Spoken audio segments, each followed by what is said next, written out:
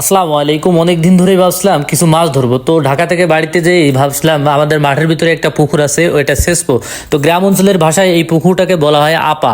তো এই আপা সেচতে চলে আসছি আমি আর আমার ছোট চাচা ও তরিকুল কাকাকে নিয়ে 3-4 জন মিলে এই আপা সেচতে চলে আসছি। তো এখানে বেশি পানি ছিল না, কারণ মাঠের ভিতরে পুরো কোথাও কোনো পানি নেই। এই আপাটাও বেশি বড় না, ছোট, যার কারণে পানিও কম ছিল, অল্প সময়ে আসলে সেচা হয়ে গেছিল। তো আমরা ধাপ টেনে পুরো আপাটা আসলে পরিষ্কার করে ফেলেছিলাম, তারপরে মাছ ধরার জন্য একটা প্রিপারেশন নিলাম। তো এখানে বেশিরভাগই ছিল গুঁড়ো মাছ ও টাকি মাছ। টাকি মাছ অন্যান্য বছরের তুলনায় এবছরে আলহামদুলিল্লাহ বেশ ভালো ছিল। তবে কই মাছ ও জিএল মাছও পাইছিলাম, তবে সেই তুলনায় খুবই কম, কারণ এই কই মাছ আর জিএল মাছ একেবারেই কম পাওয়া যায় আমাদের এই আপাতে।